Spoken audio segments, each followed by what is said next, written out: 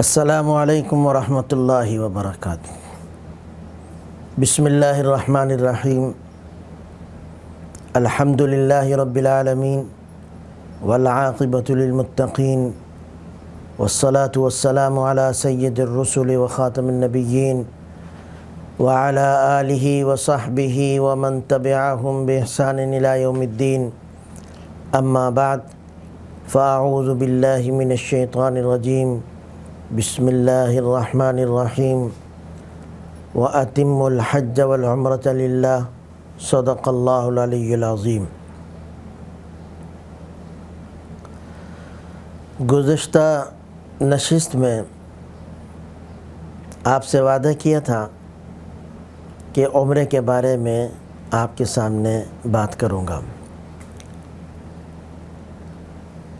کیونکہ ہمارے یہاں سے یا بلکہ اکثر و بیشتر حضرات جو حج کے لیے جاتے ہیں، چونکہ بہت پہلے سے جانا شروع کر دیتے ہیں تو عام طور پر وہ حج تمتع کی نیت کرتے ہیں، اور حج تمتع میں پہلے عمرہ ہوتا ہے، عمرے کے افعال ادا کر کے احرام کھول دیا جاتا ہے، اور جب حج کے دن آتے ہیں تو دوبارہ حج کا احرام باندھا جاتا ہے۔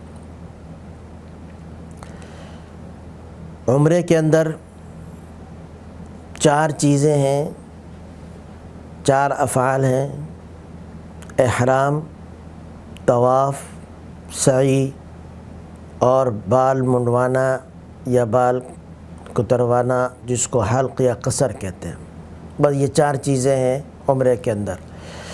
اس میں پہلی 2 چیزیں یہ ضروری اور فرض ہیں، اور دوسری 2 چیزیں سعی اور حلق یہ واجب ہے۔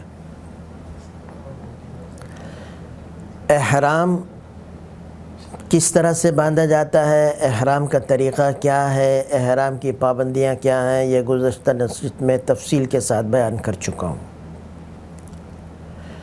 اس کے ساتھ ساتھ یہ بات بھی سمجھ لیں کہ احرام کون باندھے گا اور احرام کہاں سے باندھا جائے گا۔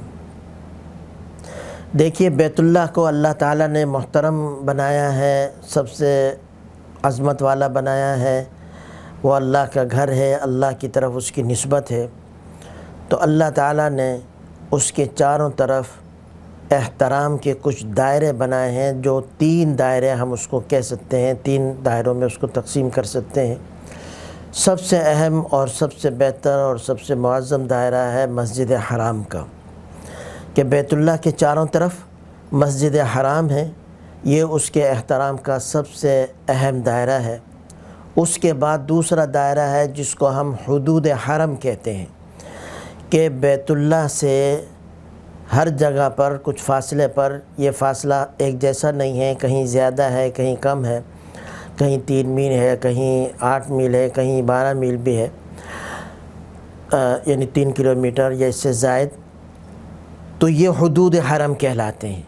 کہ حضور اکرم صلی اللہ علیہ وسلم نے، حضرت ابراہیم علیہ السلام نے وہ دائرے جو ہے وہ متعین کر دیے کہ یہاں سے حدود حرم شروع ہوتی ہیں۔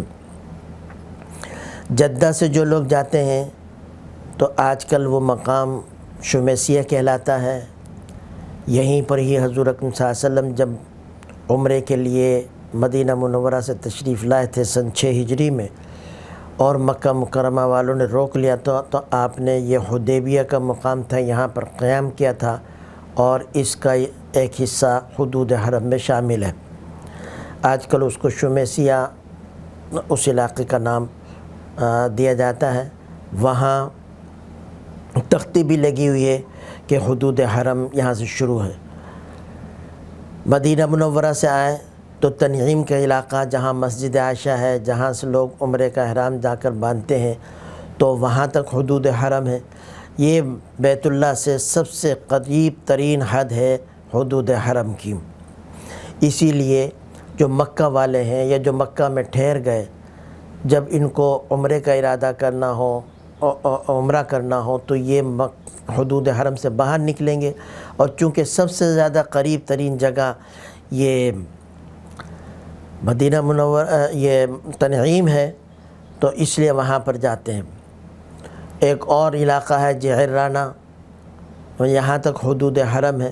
تو بہرحال بیت اللہ کے چاروں طرف کچھ حدود ہیں جن کو حدود حرم کہا جاتا ہے۔ اس میں غیر مسلم کا داخلہ منع ہے، اس میں شکار کرنا منع ہے، اور کچھ اور اس کے احکام ہیں۔ تو یہ دوسرا دائرہ ہے احترام کا۔ تیسرا دائرہ ہے جس کو ہم میقات کہتے ہیں، کہ حضور اکرم صلی اللہ علیہ وسلم نے کچھ مقامات کی نشاندہی کی کہ یہ مقامات میقات ہیں۔ جو شخص مکہ مکرمہ جانا چاہے کسی بھی نیت سے، عمرے کی نیت سے، حج کی نیت سے، یا کوئی اور نیت ہو، اور وہ ان میقات کے اوپر سے گزرے، تو اس کے لیے حکم یہ ہے کہ بغیر احرام کے وہ نہیں گزر سکتا۔ مدینہ والوں کے لیے حضور اکرم صلی اللہ علیہ وسلم نے ذوالحلیفہ، اہل شام کے لیے جحفہ، اور عراق سے آنے والوں کے لیے ذات العرق، یمن سے آنے والوں کے لیے یلملم، اور نجد سے آنے والوں کے لیے قرن المنازل، یہ علاقے متعین کیے۔ تو اب جو شخص ان علاقوں سے گزرے یا ان کی سیدھ سے کوئی گزرے ان کی محاذات میں، اور اس کا ارادہ مکہ مکرمہ جانے کا ہو، تو وہ ان میقات سے بغیر احرام کے نہیں گزرے گا۔ اگر کوئی شخص احرام باندھے بغیر ان میقات سے گزر گیا تو اس کے لیے حکم ہے کہ وہ واپس آئے ان میقات پر، اگر واپس آ رہا ہے اس کے لیے ممکن ہو، اور وہاں سے احرام باندھ کر دوبارہ پھر وہاں سے روانہ ہو۔ اور اگر واپس نہیں آتا اور بغیر احرام کے وہ گزرا، بعد میں وہ احرام باندھ لے، کیونکہ حج اور عمرے کے لیے احرام باندھنا ضروری ہے، تو اس کے اوپر دم آئے گا۔ ہاں اگر ایک شخص میقات سے گزرتا ہے لیکن اس کا ارادہ مکہ مکرمہ جانے کا نہیں ہے، تو بے شک سے وہ میقات سے گزرے، اس کے لیے احرام باندھنا ضروری نہیں ہے۔ جیسے اگر ایک شخص مدینہ منورہ جانا چاہتا ہے لیکن وہ پہلے جدہ اترتا ہے، فلائٹ اس کی ایسی ہے، پہلے جدہ اترتا ہے اور پھر جدہ سے وہ مدینہ منورہ چاہے ہوائی جہاز سے چاہے بس کے ذریعے سے وہ جاتا ہے یا ٹرین سے، تو اب اس کے لیے میقات سے گزرتے وقت احرام باندھنا ضروری نہیں ہے۔ یہ میقات سے گزرے اور اس کا ارادہ مکہ مکرمہ جانے کا ہو تو وہ شخص احرام باندھے گا۔ تو وہ لوگ جو براہ راست مدینہ منورہ جا رہے ہیں، اگرچہ ان کا سفر یہ حج کا ہے یا عمرے کا ہے، لیکن پہلے وہ مدینہ منورہ جاتے ہیں اور وہاں سے پھر مکہ مکرمہ آتے ہیں، تو مدینہ منورہ جاتے وقت ان کو احرام باندھنے کی ضرورت نہیں۔ ہاں جب مدینہ منورہ سے وہ عمرے یا حج کے لیے مکہ مکرمہ آئیں گے تو اب ان کو وہاں سے احرام باندھنا ہوگا۔ لیکن جو شخص اپنے ملک سے مکہ مکرمہ جانا چاہتا ہے تو اس کو یہاں سے احرام باندھ لینا چاہیے۔ احرام اپنے گھر سے باندھ لے، سب سے بہتر تو یہی ہے، یا گھر سے غسل کر لے، چادریں پہن لے، ایئرپورٹ پر جا کر نیت کر لے، یا چادریں اپنے ساتھ رکھے اس سامان میں جو اس کے ہاتھ میں ہوتا ہے اور وہ اس کو آگے جمع نہیں کراتا، اور وہاں جا کر وہ چادریں پہن لے اور پھر 2 رکعت پڑھ کر نیت کر لے، اس سب کی گنجائش ہے۔ یہ اس لیے کہا جاتا ہے کہ ایئرپورٹ پر نیت کرے یا وہاں پر احرام باندھ لے کہ بعض اوقات فلائٹ کینسل ہو جاتی ہے یا کوئی اور مسائل پیدا ہو جاتے ہیں، یا 8 گھنٹے 6 گھنٹے تاخیر ہو جاتی ہے، تو اگر پہلے سے اس نے احرام باندھ لیا تو احرام کی پابندیاں ذرا مشکل ہو جاتی ہیں، احرام طویل ہو جاتا ہے۔ تو یہ ایک احتیاطی تدابیر، ورنہ گھر سے احرام باندھ کر جانا، نیت کر کے جانا، یہ سب سے بہتر ہے۔ بہرحال میقات سے پہلے وہ احرام باندھ لے گا، اور میں بتا چکا ہوں کہ احرام اصل میں نیت کا نام ہے۔ باقی طریقہ اس کا یہ ہے کہ وہ غسل کرے گا، 2 رکعت نماز پڑھے گا، اور اس کے بعد جو ہے وہ نیت کرے گا، نیت کرنے کے بعد تلبیہ پڑھے گا، تو اس کا احرام شروع ہو گیا اور پابندیاں شروع ہو گئی۔ مکہ مکرمہ وہ پہنچ گیا احرام باندھ کر، اب اس نے عمرے کے افعال ادا کرنے ہیں۔ اپنی جگہ پر جائے، جو اس کی بلڈنگ ہے، جو ہوٹل ہے، وہاں پر اپنا سامان وامان رکھے۔ بہت زیادہ تھکاوٹ ہے تو تھوڑی دیر آرام کر لے، اگرچہ علماء نے یہی لکھا ہے کہ پہنچ کر سب سے پہلا کام اس کو یہ کرنا چاہیے کہ وہ عمرے کے افعال ادا کرے، یعنی طواف کر لے۔ لیکن بعض اوقات اس سفر میں کئی گھنٹے لگ جاتے ہیں، تھکاوٹ ہوتی ہے، تو آدمی کو یہ عبادت نشاط کے ساتھ کرنی چاہیے۔ اگر تقاضا ہو آرام کا تو کچھ دیر آرام کر لے، اور اس کے بعد وہ بیت اللہ کی طرف جائے، مسجد حرام میں داخل ہو، جیسے مسجد میں داخل ہونے کا طریقہ ہے، سیدھا پاؤں پہلے رکھے، مسجد کی دعا پڑھے، بیت اللہ پر جب نظر پڑے تو بیت اللہ کو دیکھ کر 3 مرتبہ اللہ اکبر اور لا الہ الا اللہ پڑھے، اور اس کے بعد دعا مانگے بیت اللہ کو دیکھ کر۔ بیت اللہ کو دیکھ کر پہلی نظر پڑنے پر جو دعا مانگی جائے وہ دعا قبول ہوتی ہے، تو خوب الہا کے ساتھ، تضرع و زاری کے ساتھ اللہ تعالیٰ سے دعا مانگ۔ تو چونکہ بہت سے لوگ پہلے سے مکہ مکرمہ پہنچ جاتے ہیں حج سے کئی دن پہلے، تو ان کو یہ مشورہ دیا جاتا ہے کہ وہ حج تمتع کی نیت کریں، تاکہ احرام بہت زیادہ دنوں تک نہ بندھا رہے، کیونکہ ایک تو احرام کی چونکہ عادت نہیں ہوتی، اس سے تھوڑی الجھن ہوتی ہے، اور دوسرا احرام کی پابندیاں ہیں، ان تمام پابندیوں کی رعایت کرنا اور تمام چیزوں کو جو ممنوعات احرام ہیں ان کو چھوڑنا یہ مشکل ہوتا ہے۔ اس لیے یہ مشورہ دیا جاتا ہے کہ تمتع کر لیں۔ تمتع میں چونکہ پہلے عمرہ ادا کرنا ہوتا ہے، تو آج کی نشست میں ہم کوشش کریں گے کہ عمرے کا طریقہ اور عمرے کے افعال آپ کو بتائے جائیں۔ عمرے میں 4 چیزیں ہوتی ہیں، ایک احرام، ایک طواف، ایک سعی، ایک بال کٹوانا۔ ان 4 چیزوں میں سے 2 چیزیں فرض ہیں یعنی ضروری ہیں، احرام باندھنا اور طواف، اور 2 چیزیں واجب ہیں، سعی اور بال کٹوانا۔ احرام باندھنے کا طریقہ کیا ہے، احرام کہاں سے باندھا جائے گا، احرام کب باندھا جائے گا؟ تو اس سلسلے میں ایک بات تو یہ ذہن میں رکھیے کہ اللہ تعالیٰ کا یہ جو گھر ہے جس کو ہم بیت اللہ کہتے ہیں، اور اس کے ساتھ جو مسجد ہے مسجد حرام، یہ اس کی بہت بڑی فضیلت ہے، اور یہ بہت عظمت والی جگہ ہے، حرمت والی جگہ ہے۔ اللہ تعالیٰ نے اپنے اس گھر کی، اس مسجد حرام کی حرمت کی خاطر اس کی تعظیم اور حرمت کے 3 دائرے کھینچے ہیں۔ ایک تو خود یہ مسجد حرام اور بیت اللہ ہے، یہ سب سے زیادہ محترم اور عظمت والی جگہ ہے۔ خود حضور اکرم صلی اللہ علیہ وسلم نے حجۃ الوداع کے موقع پر فرمایا کہ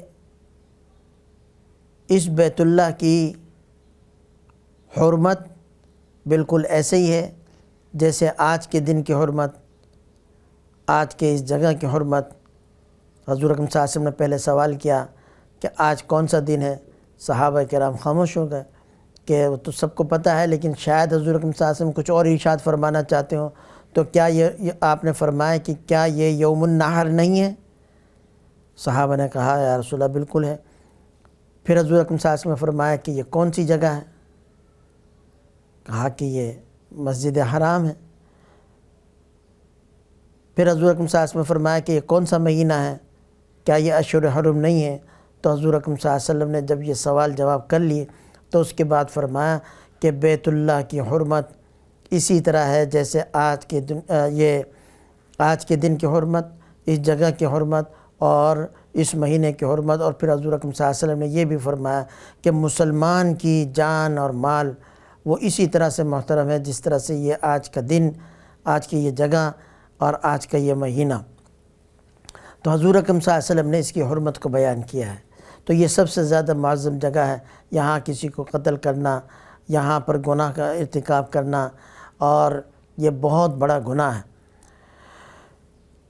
اس کے ساتھ ساتھ ایک اور دائرہ ہے جس کو ہم حدود حرم کہتے ہیں، یہ بھی اللہ تعالیٰ نے اپنے نبی کو بتایا ہے، حضور اکرم صلی اللہ علیہ وسلم کو، اور آپ نے اللہ کے بتانے سے یہ بتایا امت کو، جگہ متعین کر دی۔ یہ جگہ بیت اللہ سے کوئی زیادہ دور ہے، کوئی کم دور ہے، کہیں 8 کلومیٹر 12 کلومیٹر، یا اس طرح سے، جن میں سب سے زیادہ قریب جگہ بیت اللہ سے وہ تنعیم ہے جہاں مسجد عائشہ ہے۔ جعرانہ یہ بھی حدود حرم وہاں سے شروع ہوتے ہیں۔ جدہ سے جب مکہ مکرمہ جائیں گے تو راستے میں ایک جگہ آتی ہے، وہ بھی حدود حرم ہے، اور چاروں طرف جہاں سے حدود حرم شروع ہوتی ہیں سعودی حکومت نے وہاں پر نشان لگائے ہوئے ہیں اور وہاں لکھا ہوا ہے کہ حرم کی ابتدا، بدایت الحرم، اور اس سے کچھ دیر پہلے بورڈ لگا ہوا ہوتا ہے کہ غیر مسلموں کا حدود حرم میں داخلہ منع ہے۔ تو حدود حرم میں غیر مسلم داخل نہیں ہو سکتے، وہاں کے گھاس کو نہیں کاٹا جا سکتا، درخت کو نہیں کاٹا جا سکتا، وہاں شکار نہیں کیا جا سکتا۔ یہ اس کے احکام ہیں۔ ایک اور دائرہ اللہ تعالیٰ نے کھینچا اس کی حرمت کا، اور کچھ جگہ مقرر کی، اس کو ہم میقات کہتے ہیں، میقات۔ اور اس میقات کا حکم یہ ہے کہ جو شخص میقات سے باہر رہتا ہے اور وہ مکہ مکرمہ جانا چاہتا ہے اور میقات سے وہ گزرنا چاہتا ہے، تو بغیر احرام کے میقات سے وہ نہیں گزرے گا۔ اس کے لیے ضروری ہے جو مکہ مکرمہ جانا چاہتا ہے کہ وہ جب میقات سے گزرے تو احرام باندھ کر گزرے۔ احرام کے بغیر اگر گزرے گا تو اس کے اوپر جنایت آئے گی، دم آئے گا، اس کو دم دینا ہوگا۔ تو یہ بھی مختلف مقامات پر مختلف جگہیں حضور اکرم صلی اللہ علیہ وسلم بتائی ہیں۔ مدینہ والوں کے لیے ذوالحلیفہ، شام والوں کے لیے جحفہ، یمن والوں کے لیے یلملم، عراق والوں کے لیے ذات عرق، اور نجد والوں کے لیے قرن المنازل۔ یہ حضور اکرم صلی اللہ علیہ وسلم بتائیں کہ جو ان پر گزرے یا جو ادھر رہتا ہو اور وہ یہاں سے آئے تو وہ بغیر احرام کے نہیں آئے گا اگر وہ مکہ مکرمہ جانا چاہتا ہے۔ تو حج اور عمرہ کرنے والا خصوصاً ہمارے ملک سے جب وہ جدہ جاتا ہے تو وہ میقات سے اس کا جہاز گزرتا ہے، تو اس کو چاہیے کہ اس میقات سے پہلے احرام باندھے۔ بہتر تو یہ ہے کہ گھر سے باندھ لے، اگر ایسا نہیں کر سکتا تو ایئرپورٹ پر جا کر باندھ لے۔ بعض علماء احتیاط کے طور پر کہتے ہیں کہ جب جہاز میں سوار ہو جائے تو اس وقت وہ نیت کر لے، چادریں اس نے پہلے پہنی ہوئی ہوں۔ اور یہ صرف احتیاط کے پیش نظر کہا جاتا ہے کہ کبھی کبھی فلائٹ کینسل ہو جاتی ہے، لیٹ ہو جاتی ہے، جہاز میں کوئی خرابی ہو جاتی ہے، تو احرام اس کا طویل نہ ہو اور اس کو احرام کی پابندیاں زیادہ دیر تک برداشت نہ کرنی پڑیں، اس لیے احتیاط کے طور پر یہ کہہ دیا جاتا ہے۔ ورنہ گھر سے ہی باندھ لے، احرام کی نیت کر لے، اور اگر نہیں تو جہاز میں، اور جہاز میں عام طور پر اعلان کیا جاتا ہے میقات آنے سے پہلے کہ ہم اتنے منٹ کے بعد میقات کے اوپر سے گزریں گے، تو اگر کسی نے نیت نہیں کی تو وہ نیت کر لے۔ احرام کا طریقہ یہ ہے کہ جب احرام باندھنا ہو تو وہ پہلے اپنی صفائی کر لے، غیر ضروری بال جو ہے وہ کاٹ لے، مونچھیں بڑھی ہوں تو مونچھیں جو ہے کیا وہ ٹھیک کر لے، اور اس طرح سے اپنے جسم کی صفائی کر لے۔ اس کے بعد وہ غسل کرے۔ یہ غسل کرنا سنت ہے، احرام سے پہلے غسل کرنا سنت ہے، بغیر کسی عذر کے، بغیر کسی وجہ کے یہ غسل کو ترک نہیں کرنا چاہیے۔ لیکن اگر وقت نہیں ہے یا جگہ ایسی ہے کہ وہاں پر غسل نہیں ہو سکتا یا کوئی عذر ہے تو پھر وضو کر لے، وضو پر اکتفا کر لے، یہ بھی کافی ہو جائے گا۔ غسل کرنے کے بعد یہ 2 چادریں، میں یہ مرد کے احرام کا طریقہ بتا رہا ہوں، 2 چادریں پہن لے، ایک چادر نیچے باندھ لے، ایک چادر اوپر اوڑھ لے، اور اس کے بعد وہ باہر آ کر 2 رکعت نماز پڑھے گا۔ یہ 2 رکعت نفل ہوں گی، احرام کی نیت سے وہ پڑھے گا، لیکن اس کے لیے شرط یہ ہے کہ وہ نفل پڑھنے کا وقت ہو۔ اگر نفل پڑھنا اس وقت میں منع ہے یا مکروہ ہے تو اس صورت میں پھر نفل نہ پڑھے، یا تو انتظار کرے اگر اس کے پاس وقت ہے، اور اگر وقت نہیں ہے اور احرام باندھنا ابھی ضروری ہو گیا ہے تو بغیر نفل کے بھی وہ احرام کی نیت کر سکتا ہے۔ 2 رکعت نماز پڑھے، اس کے بعد وہ نیت کرے۔ چونکہ میں عمرے کا طریقہ بتا رہا ہوں تو وہ نیت کرے کہ اللہم انی ارید العمرۃ فیسرھا لی وتقبلھا منی، اے اللہ میں عمرے کی نیت کرتا ہوں تو اس کو میرے لیے آسان فرما دے اور اس کو میری طرف سے قبول فرما لے۔ نیت کرنے کے بعد تلبیہ پڑھے، تلبیہ پڑھنا بھی ضروری ہے۔ 1 مرتبہ تلبیہ پڑھنا فرض ہے، ضروری ہے، 3 مرتبہ تلبیہ پڑھنا سنت ہے۔ مرد حضرات اتنی زور سے جو ہے کیا وہ پڑھیں گے اتنے آواز سے کہ قریب بیٹھا ہوا آدمی وہ سن لے۔ جب اس طرح سے غسل کر کے 2 چادریں پہن کر 2 رکعت نماز پڑھ کے نیت کر لی، تلبیہ پڑھ لیا، تو اب اس کا احرام شروع ہو گیا، احرام اس کا بن گیا۔ اب احرام کی پابندیاں یہ شروع ہو جائیں گی اور تمام پابندیاں اس پر لاگو ہو جائیں گی۔ ایک بات یہاں پر یاد رکھیے کہ اس پورے عمل کا نام اور اس نیت کا نام احرام ہے۔ ہم جب کہتے ہیں کہ اس نے احرام باندھ لیا یا اس کا احرام شروع ہو گیا، تو اس سے مراد یہ عمرے کی یا حج کی نیت ہے، اس طریقے سے جو طریقہ آپ کو بتایا۔ ان چادروں کو بھی ہم احرام کہتے ہیں کیونکہ یہ احرام کی علامت ہے، پہچان ہے، کہ جس کو ہم دیکھتے ہیں کہ 2 چادریں پہنی ہوئی ہیں، ایک نیچے باندھی ہوئی ہے، ایک اوپر اوڑھی ہوئی ہے، تو ہم یہ سمجھتے ہیں اور کہتے ہیں اس نے احرام باندھا ہوا ہے، ورنہ یہ چادریں احرام نہیں۔ اسی لیے اگر کسی نے غسل کر لیا، غسل کرنے کے بعد چادریں پہن لی، تو جب تک وہ نیت نہیں کرے گا اس کا احرام شروع نہیں ہوگا۔ وہ چادریں اتار کر اپنا معمول کا لباس پہن لے، اس کے پاس گنجائش ہے۔ اسی طرح سے اگر چادریں بدلنے کا موقع آ گیا یا یہ چاہتا ہے کہ اس چادر پر کوئی دھبا ہے کوئی اور یا یہ اچھی نہیں لگ رہی، میں دوسری چادر بدل لوں، تو نیت سے پہلے بھی یہ چادر تبدیل کر سکتا ہے۔ اور اگر کسی نے نیت کر لی اور کبھی ضرورت پیش آ جائے چادریں تبدیل کرنے کی، چادر ناپاک ہو گئی، کوئی اور مسئلہ ہو گیا یا بہت زیادہ میلی ہو گئی اور اس میں بدبو آنا شروع ہو گئی، تو وہ چادر بدل سکتا ہے۔ تو ان چادروں کا نام احرام نہیں، اصل نام ہے احرام کی نیت کرنا اور پھر اس کے بعد ان پابندیوں کو نبھانا، اس کا نام احرام۔ جب آدمی نے نیت کر لی، احرام باندھ لیا، تو اب احرام کی پابندیاں شروع ہو جائیں گی۔ عورتوں کے احرام باندھنے کا طریقہ یہ ہے کہ عورتیں بھی اسی طرح سے غسل کریں گی، وہ بھی اپنی صفائی کر لیں گی، غسل کریں گی، غسل کرنے کے بعد وہ اپنے معمول کا لباس پہنیں گی، یعنی جو عام طور پر روز مرہ وہ لباس پہنتی ہیں وہ لباس وہ پہنیں گی۔ ان کے لیے احرام کا کوئی مخصوص لباس نہیں ہے، جیسے مردوں کے لیے ہے کہ وہ 2 چادریں پہنیں گے، سلا ہوا لباس نہیں پہنیں گے، عورتوں کے لیے ایسی کوئی پابندی نہیں۔ اسی طرح سے عورتوں کے لیے کسی رنگ کی بھی قید نہیں کہ وہ سفید رنگ کا ہی لباس پہنیں گی، یہ کوئی ضروری نہیں ہے، وہ اپنے معمول کا لباس پہنیں گی۔ باقی جہاں مردوں کے احرام ملتے ہیں وہاں عورتوں کے لیے بھی احرام ملتا ہے، اور وہ احرام کیا ہوتا ہے؟ ایک تکون رومال ہوتا ہے سر پر باندھنے کے لیے۔ تو یہ سمجھیں کہ یہ احرام کا حصہ نہیں ہے، یہ صرف اس لیے باندھا جاتا ہے سر پر تاکہ بال بکھرنے نہ پائیں، بال ٹوٹنے نہ پائیں۔ اسی طرح سے اگر سر سے دوپٹہ وغیرہ اتر جائے لوگوں کے سامنے تو رومال بندھا ہوا ہو، ان کا سر وہ برہنہ نہ ہو، ننگا نہ ہو، سر نہ کھلے، اس لیے یہ باندھا جاتا ہے رومال، ورنہ رومال یہ احرام کا کوئی حصہ نہیں ہے۔ اگر کسی عورت نے یہ رومال نہیں باندھا، اس کے بغیر ہی اس نے نیت کر لی احرام کی، تو اس کا احرام ہو جائے گا، رومال باندھنا ضروری نہیں ہے۔ اور اگر اس نے رومال باندھا اور پھر کسی وجہ سے پسینہ ہوا ہے یا کوئی اور ہے یا تنگ ہو رہی ہے وہ، اور اس نے وہ رومال اتار دیا، تو اس سے اس کے احرام میں کوئی فرق نہیں پڑے گا۔ تو عورت اپنا معمول کا لباس پہنے گی اور اس میں رنگ کی بھی کوئی قید نہیں، البتہ وہ بھی اسی طرح سے 2 رکعت نماز پڑھے گی، اس کے بعد نیت کرے گی عمرے کی، اور پھر وہ تلبیہ پڑھے گی۔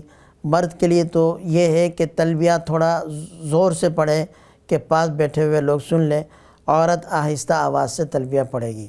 عورت نے جب تلبیہ پڑھ لیا تو اس کا احرام بھی شروع ہو گیا، احرام کی پابندیاں ساری کی ساری شروع ہو گئیں۔ عورتیں، میری بہنیں، یہ ایک مسئلہ اور سمجھ لیں کہ جس وقت احرام باندھنے کا وقت ہو، اگر اتفاق سے وہ عورت پاک نہیں ہے، عذر سے ہے، تو اسی حالت میں وہ غسل کر لے۔ یہ غسل پاکی کے لیے نہیں ہوگا، طہارت کے لیے نہیں ہوگا، یہ غسل صفائی اور نظافت کے لیے ہوگا۔ غسل کر لے، کپڑے پہن لے، چونکہ اس حالت میں نماز پڑھنا منع ہے تو وہ نماز نہیں پڑھے گی، 2 رکعت نہیں پڑھے گی۔ البتہ وہ نیت کرے گی اور نیت کرنے کے بعد تلبیہ پڑھے گی. اس کے لیے بھی ایک مرتبہ تلبیہ پڑھنا ضروری ہے. جب اس نے نیت کر لی، تلبیہ پڑھ لیا، تو عورت کا بھی احرام شروع ہو گیا. اب احرام کی پابندیاں کیا ہیں؟ سب سے پہلی پابندی یہ ہے کہ احرام کی حالت میں خوشبو لگانا، خوشبو کا استعمال، ہر وہ چیز جو خوشبو کے طور پر استعمال ہوتی ہو اس کا استعمال کرنا درست نہیں ہے، وہ منع ہے. مرد کے لیے بھی یہ پابندی ہے، عورت کے لیے بھی کسی قسم کی خوشبو نہیں لگا سکتی، خوشبو والی چیز استعمال نہیں کر سکتی. کوئی ایسی کریم ہے جس میں خوشبو ہے، ٹوتھ پیسٹ اس میں خوشبو ہے، یا ایسا ٹیشو پیپر جو خوشبو والا ہے، یہ چیزیں استعمال نہ کریں. اور کوئی بھی خوشبو یا خوشبو والی چیز استعمال کرنا منع ہے. ہاتھ پاؤں کے ناخن کاٹنا احرام کی حالت میں منع ہے. نہ ایک ناخن کاٹے، نہ ایک انگلی کے، نہ پورے ہاتھ کے، نہ پورے پاؤں کے، یہ سب منع ہے. اسی طرح سے جسم کے کسی حصے کے بال نہیں کاٹے جا سکتے احرام کی حالت میں.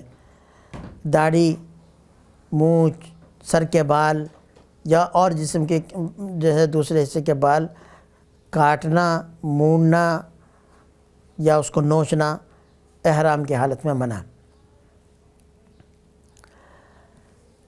یہ پابندیاں. اسی طرح سے احرام کی حالت میں شہوت کی بات کرنا، میاں بیوی کے جو تعلقات ہیں ان کی بات کرنا یا وہ کام کرنا، یہ دونوں منع ہے. کام کرنا تو منع ہے ہی، اس کی بات کرنا بھی منع ہے.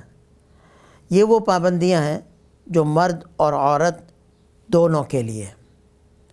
کچھ پابندیاں ایسی ہیں جو مرد کے لیے ہیں، ایک آدھ پابندی عورت کے لیے بھی ہے. مرد احرام کی حالت میں چہرہ اور سر نہیں ڈھانپ سکتا. سر بھی وہ کھلا رکھے گا اور چہرہ بھی، یعنی کپڑا اس طرح سے سر پر نہ لگے کہ سر چھپ جائے یا چہرے پر نہ لگے. سر اور چہرے کو مرد کے لیے چھپانا منع ہے. عورت کے لیے چہرے کو اس طرح سے چھپانا کہ اس پہ کپڑا لگے، یہ منع ہے. البتہ عورت سر چھپائے گی، چہرہ جو ہے وہ اس کا کھلا رہے گا. ہاں، پردہ بہرحال اس حالت میں بھی عورت کے لیے ضروری ہے، اور اس کا کوئی بھی وہ طریقہ اختیار کرے کہ پردہ بھی ہو جائے اور چہرے پر کپڑا بھی نہ لگے. اس کی بہت ساری شکلیں ہو سکتی ہیں. یہاں پر یہ بات بھی یاد رکھیے کہ چہرہ اسے کہتے ہیں جب آدمی ایک دوسرے کے سامنے بیٹھتا ہے تو یا گفتگو کرتا ہے تو گفتگو کرتے وقت ایک دوسرے کے سامنے جو عضو ہوتا ہے اس کو کہتے ہیں چہرہ. اور اس کی حدود یہ ہے کہ یہاں پیشانی سے لے کر ٹھوڑی تک اور ایک کان کی لو سے دوسرے کان کی لو تک یہ چہرہ ہے. کان چہرے میں شامل نہیں ہے، البتہ پیشانی یہ چہرے میں شامل ہے. اگر کسی شخص نے احرام اس طرح سے باندھا یا چادر اس طرح سے پہنی کہ اس کا یہ جو داڑھی کا حصہ ہے جو نیچے لٹکا ہوا وہ چھپ گیا تو اس میں کوئی حرج نہیں، لیکن چہرہ نہیں چھپنا چاہیے. اسی طرح سے عورت. ایک پابندی مرد کے لیے یہ ہے کہ مرد سلا ہوا کپڑا نہیں پہنے گا. کوئی بھی کسی بھی قسم کا سلا ہوا کپڑا نہیں پہنے گا. ٹوپی، عمامہ، قمیض، کرتا، بنیان، ویسٹ کوٹ یا اس طرح کی اور چیز، انڈر ویئر، پینٹ، شلوار، پاجامہ، جو بھی سلی ہوئی چیز ہے مرد کے لیے یہ منع ہے. عورت کے لیے کوئی پابندی نہیں، اور عورت تو سلا ہوا ہی لباس پہنے گی.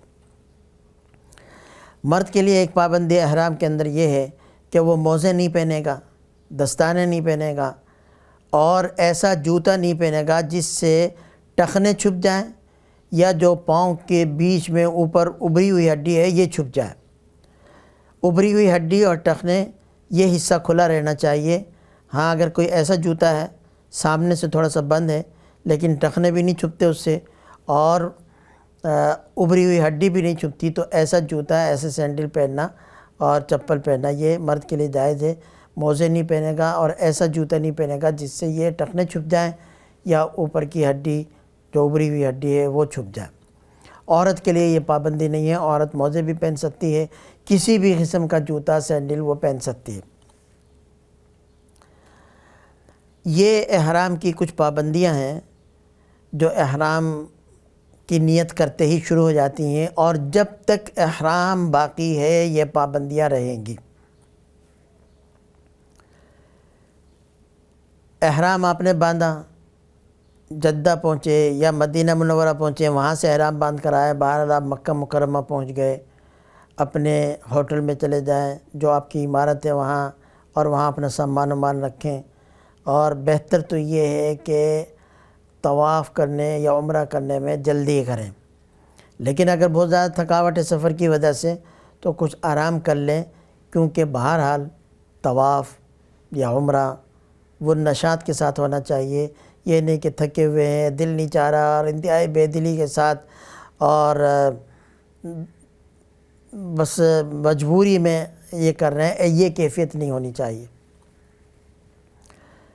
آپ وضو کر لیں اپنے کمرے سے ہی، اور وضو کر کے تلبیہ پڑھتے ہوئے انتہائی تواضع کے ساتھ اللہ تعالیٰ کی عظمت کو سامنے رکھتے ہوئے، اللہ تعالیٰ کے گھر کی عظمت کو دل میں رکھتے ہوئے آپ بیت اللہ کی طرف، مسجد حرام کی طرف چلیں۔ مسجد حرام میں کسی بھی دروازے سے داخل ہو جائیں۔ کتابوں میں لکھا ہوتا ہے کہ باب السلام سے، اس وقت باب السلام کو ڈھونڈنا ہی بہت مشکل ہے، تو جہاں سے ان کو راستہ ملے۔ اور اب تو صورتحال یہ ہے کہ ہر دروازے سے آپ اپنی مرضی سے داخل بھی نہیں ہو سکتے، کچھ ہی دروازے کھلے ہوئے ہیں جن سے وہ داخل ہو سکتے ہیں۔ تو اس طرح سے تواضع کے ساتھ سر جھکاتے ہوئے جائیں، تلبیہ پڑھتے ہوئے جائیں۔ عورت بھی تلبیہ آہستہ سے آواز سے پڑھے گی، مرد تھوڑا بلند آواز سے تلبیہ پڑھتے ہوئے جائیں۔ جب مسجد حرام میں داخل ہونے لگے، سیدھا پاؤں جو ہے کہ اس میں داخل کریں، پہلے داخل کریں، مسجد میں داخل ہونے کی دعا پڑھیں، اللہم انت السلام و منک السلام یہ پڑھیں۔ اور جب بیت اللہ پر نظر پڑے تو اللہ اکبر 3 مرتبہ پڑھیں، لا الہ الا اللہ، اور یہ اللہم انت السلام کی دعا پڑھیں۔ حضور اکرم صلی اللہ علیہ وسلم نے اسی طرح سے کیا۔ اور پھر کسی ایک جگہ ایسے کھڑے ہو کر لوگوں کے راستہ بھی نہ رکے، بیت اللہ کو دیکھ کر دعا مانگے ہاتھ اٹھا کر۔ یہ دعا کی قبولیت کا وقت ہے، جو بھی دعا مانگیں قبول ہوگی، تو اس میں ساری دعائیں مانگیں، اور خاص طور پر یہ دعا کہ اللہ آپ نے ہمیں حاضری کا موقع دیا ہے، اس حاضری کو قبول فرما لیجیے، اور ہمارے لیے عمرے کے ارکان ادا کرنا آسان کر دیجیے۔ یہ دعا بھی مانگ لیں کہ اللہ اس سفر میں جتنی دعا مانگیں وہ ہماری قبول فرما لیجیے، تو انشاءاللہ اس کے بعد جو دعا ہوگی، دعا مانگیں گے وہ قبول ہوگی۔ اب آپ مطاف میں آ جائیں، صحن میں جس کسی بھی دروازے سے داخل ہوں گے تو آپ کو سیڑھیاں اتر کر یا تو بیسمنٹ میں جانا پڑے گا، وہاں سے راستہ جاتا ہے، یا پھر آپ وہ سیڑھیاں آپ کو صحن میں اتاریں گی۔ تو آپ اس صحن کو جو بیت اللہ کی چاروں طرف ہے، اس کو مطاف کہتے ہیں، طواف کی جگہ، یہاں پر آ جائیں اور حجر اسود کی طرف چلیں۔ اس سے پہلے مرد حضرات جنہوں نے چادر پہنی ہوئی ہے وہ استباح کریں گے۔ استباح یہ ہے کہ سیدھے ہاتھ کے کندھے کے نیچے سے چادر نکال کر بائیں کندھے پر ڈال لیں گے، اس طرح سے کہ سیدھا کندھا یہ ننگا ہو جائے گا، اس کو کہتے ہیں استباح۔ ہر وہ طواف جس کے بعد سعی کرنی ہو اس میں استباح کرنا سنت ہے، اور استباح یہ 7 چکر میں ہوتا ہے، اور یہ صرف طواف میں ہوتا ہے۔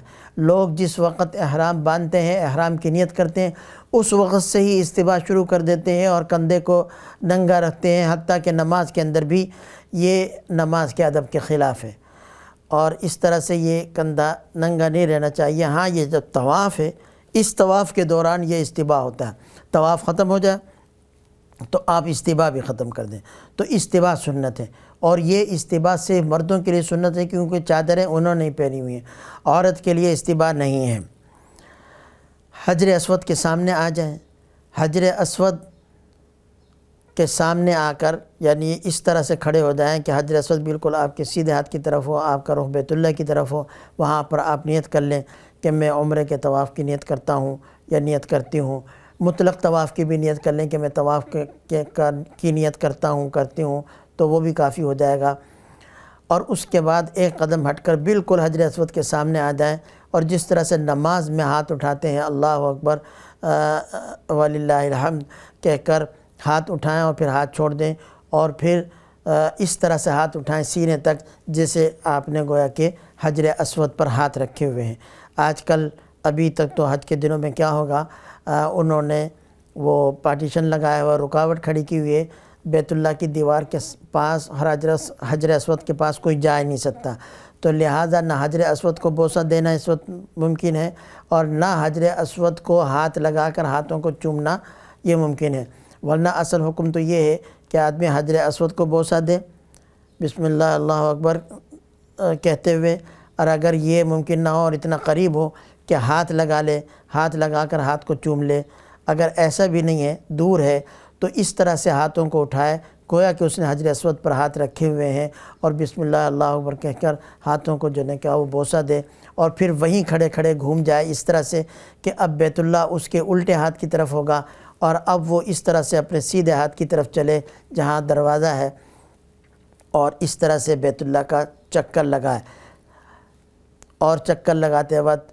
دعائیں پڑھے، جو بھی دعائیں اس کو یاد ہوں، ورنہ کوئی ذکر کر لے، پہلا کلمہ پڑھ لے، دوسرا کلمہ، تیسرا کلمہ، چوتھا کلمہ، درود شریف، استغفار، جو بھی وہ پڑھ سکتا ہے، جو اس کو یاد ہے وہ پڑھے، اپنی زبان میں بھی دعا مانگ سکتے ہیں۔ حجر اسود سے اس طرح سے چکر لگاتے لگاتے بیت اللہ کے چاروں طرف گھوم کر آپ حجر اسود کے پاس آئیں گے۔ حجر اسود سے پہلا جو بیت اللہ کی عمارت کا کونا ہے اس کو رکن یمانی کہتے ہیں۔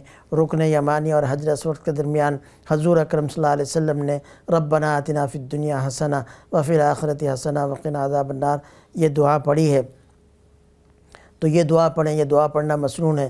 جب حجر اسود پر آ جائیں تو بیت اللہ کی طرف رخ کر کے اسی طرح سے پھر بسم اللہ اللہ اکبر کہیں، پھر یہ دوسرا چکر شروع ہو جائے گا، اس طرح سے 7 چکر لگائیں گے تو ایک طواف مکمل ہوگا۔ 7 چکروں کا ایک طواف ہوتا ہے، تو اس کے شروع میں بھی استلام ہوتا ہے، یہ جو حجر اسود کی طرف ہاتھ اٹھا کر اشارہ کرنا یا حجر اسود کو بوسہ دینا یا ہاتھ لگا کر چوم لینا، اس کو استلام کہتے ہیں۔ تو شروع میں بھی استلام ہوگا اور طواف کے آخر میں بھی، تو اس طرح سے 7 چکر ہوں گے، لیکن 8 مرتبہ استلام ہوگا۔ طواف کے اندر وضو کرنا یہ شرط ہے، بغیر وضو کے، بغیر طہارت کے طواف نہیں ہوتا۔ اسی طرح سے سطر چھپا ہوا ہونا چاہیے، اگر سطر کھلا ہو تو طواف نہیں ہوگا۔ سطر کا پاک ہونا یعنی کپڑوں کا پاک ہونا بھی طواف کے لیے یہ ضروری ہے۔ اور اسی طرح سے اگر ایک آدمی خود سے طواف کر سکتا ہے، اس کو کوئی عذر نہیں، تو خود طواف کرنا۔ ہاں اگر کوئی معذور ہے، خود سے نہیں چل سکتا، تو وہ کسی کے کندھے پر سوار ہو کر ویل چیئر پر اس طرح سے طواف کر سکتا ہے، لیکن جو آدمی خود چل سکتا ہے، طواف کر سکتا ہے، اس کو خود طواف کرنا۔ یہ کچھ طواف کے اندر جو ہے وہ شرائط ہیں۔ وضو کا ہونا یہ ضروری ہے، اور طواف کے دوران بیت اللہ کی طرف رخ کرنا، بیت اللہ کی طرف سینہ کرنا، اس کی طرف پاؤں کرنا یا اس کی طرف پش کرنا یہ منع ہے۔ اگر کسی سے اس طرح سے دھکا لگ کر ایسے ہی خود غیر اختیاری طور پر ہو جائے اور تھوڑا سا، تو یہ قابل معافی ہے، ورنہ اگر پیچھے ہٹ سکتا ہے تو تھوڑی جگہ پیچھے ہٹ جائے تاکہ اس کا یہ طواف صحیح ہو جائے، ورنہ اگر بہت زیادہ اس کا جو ہے وہ بالکل ہی رخ پھر گیا ہے تو یہ چکر اس کو دوبارہ کر لینا چاہیے۔ طواف مکمل ہو گیا، طواف کے بعد اب وہ 2 رکعت نماز پڑھنا یہ ضروری ہے، یہ واجب ہے طواف کے اندر۔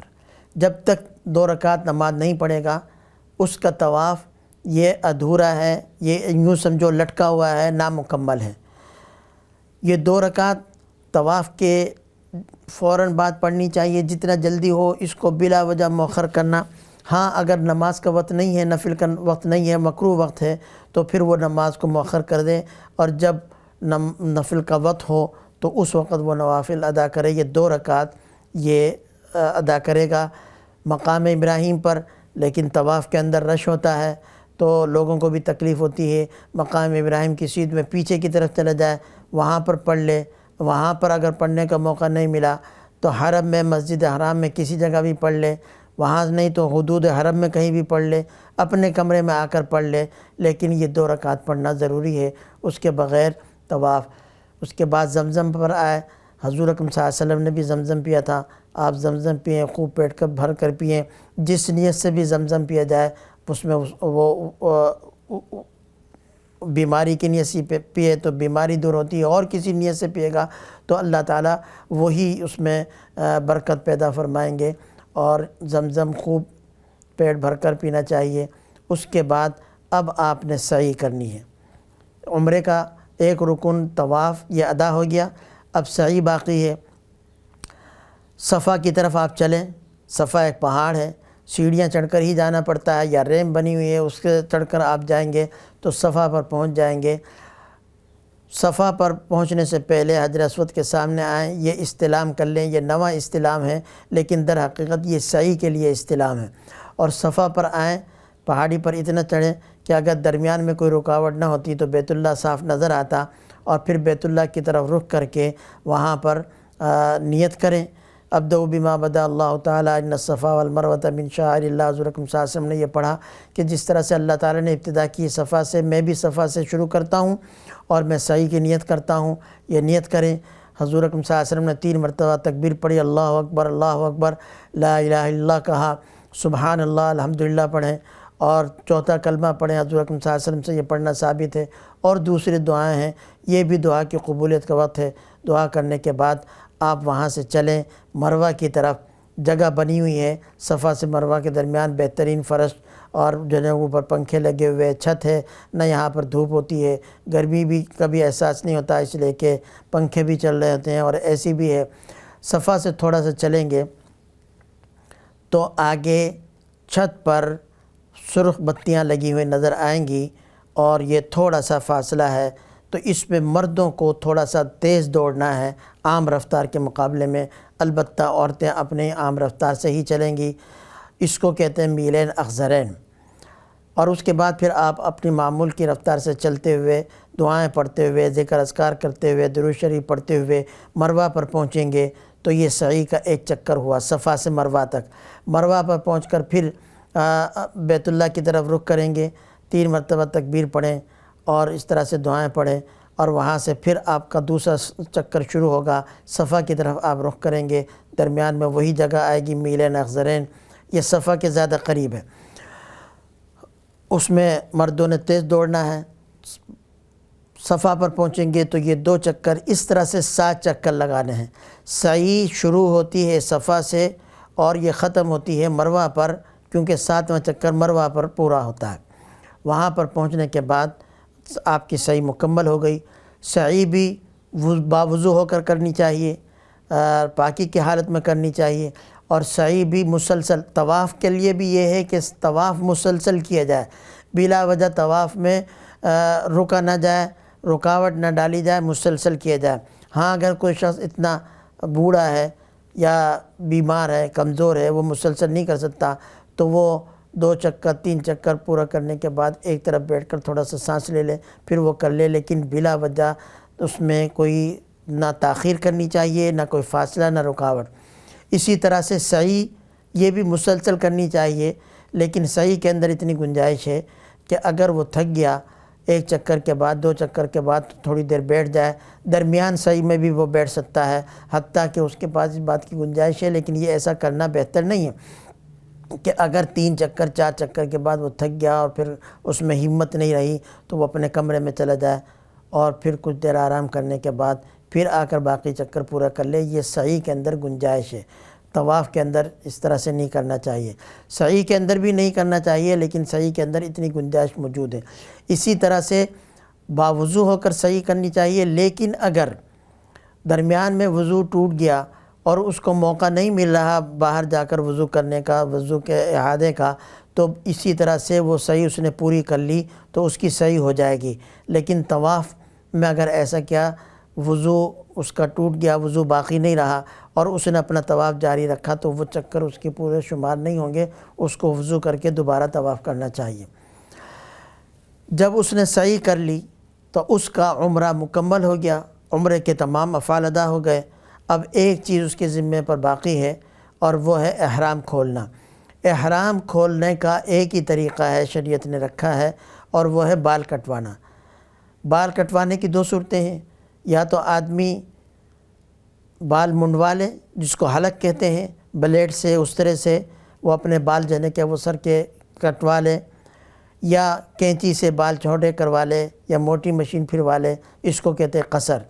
تو قصر کی بھی گنجائش ہے، حلق کی بھی گنجائش ہے، حلق کرنا افضل ہے۔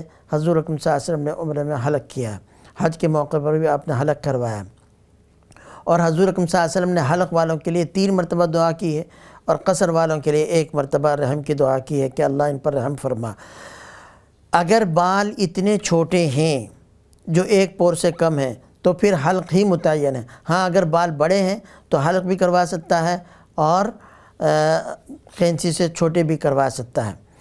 صرف اس طرح سے 2-4 بال ادھر سے کاٹ لیے، 2-4 بال ادھر سے، اس سے احرام نہیں کھلتا۔ اگر بال اس نے چھوٹے کروانے ہیں، کینچی سے کٹوانے، تو پورے سر کے بال جو ہے کیا وہ ہر جگہ سے پورے سر سے جو ہے کیا وہ بال چھوٹے کروائے، یہ سنت طریقہ ہے۔ اگر کسی نے چوتھائی سر کے حصے کے بال کٹوا لیے یا چوتھائی حصے کے سر کے بال منڈوا لیے تو احرام سے وہ نکل جائے گا، لیکن اس طرح سے کرنا نہیں چاہیے، بلکہ پورے سر کے بال وہ کٹوائے یا پورے سر کے بال منڈوائے۔ یہ تو ہوا مردوں کے لیے۔ عورتوں کے بھی احرام کھولنے کا طریقہ یہ ہے کہ وہ بال کاٹیں گی، لیکن عورت کو بال منڈوانا، سر کے بال منڈوانا یہ منع ہے، یہ اس کے لیے حرام ہے، کیونکہ اللہ تعالیٰ نے اس میں اس کے لیے زینت رکھی ہے اور زینت کرنے کا اس کو حکم دیا ہے۔ تو عورت بال اس طرح سے کاٹیں گی کہ اپنے سر کے بال، چوتھائی حصے کے بال کٹنا 1 پور کے برابر، یہ تو ضروری ہے احرام کھلنے کے لیے، اور پورے سر کے بال سے جو ہے کیا وہ کاٹنا چاہیے۔ سنت طریقہ یہی ہے، اور اس کا طریقہ علماء نے لکھا ہے کہ اپنے بال کھول لے اور اس کو 3 حصوں میں تقسیم کر کے انگلی پر لپیٹ لے یا ویسے ہی پکڑ کر جو ہے کیا وہ کاٹ لے۔ یہاں پر ایک بات یہ بھی یاد رکھنی چاہیے کہ احرام کی حالت میں اپنے بال کاٹنا یا دوسرے کے بال مونڈنا کاٹنا یہ منع ہے، لیکن جب عمرے کے افعال پورے ہو جائیں یا حج کے افعال پورے ہو جائیں اور بال کٹوانے کا وقت آ جائے تو مرد اپنے بال خود بھی کاٹ سکتا ہے، عورت اپنے بال کاٹ سکتی۔ اسی طرح سے 2 آدمی ہیں وہ عمرہ کر رہے ہیں یا 2 عورتیں ہیں، دونوں کا عمرے کے افعال پورے ہو گئے تو وہ ایک دوسرے کے بال اس حالت میں کاٹ سکتی ہیں۔ اس بال کاٹنے سے ان کے احرام میں کوئی فرق نہیں پڑے گا۔ جب بال کٹوا لیے، عمرہ مکمل ہو گیا، احرام کھل گیا، احرام کی تمام پابندیاں ختم ہو گئیں، چاہے وہ چادر اتارے یا نہ اتارے، لیکن بال کاٹتے ہی احرام کی تمام پابندیاں جو اس پر لگی تھیں وہ ختم ہو گئیں، یہ اس کا عمرہ مکمل ہو گیا۔ اب حج تک وہ بغیر احرام کے وہاں پر رہے، نماز پابندی کے ساتھ جماعت کے ساتھ مرد حضرات کو پڑھنی چاہیے۔ عورتوں کے لیے بہتر یہی ہے کہ وہ اپنے کمرے میں ہی نماز پڑھ لے۔ عورتوں کو کمرے میں نماز پڑھنے کا وہی ثواب ملے گا جو مردوں کو حرم جا کر مسجد میں جماعت کے ساتھ نماز پڑھنے کا ثواب ملتا ہے، اور وہاں جتنی زیادہ عبادت کر سکتے ہیں عبادت کریں، اپنے نظروں کی حفاظت کریں، غیبت سے بچیں اور دیگر گناہوں سے اپنے آپ کو بچائیں، اور جب حج کے دن آ جائیں تو اب حج کا احرام دوبارہ باندھیں۔ انشاءاللہ آئندہ نشست میں آج کا بیان ہوگا۔ سبحانک اللہم و بحمدک، نشہد ان لا الہ الا انت، نستغفرک و نتوب الیک۔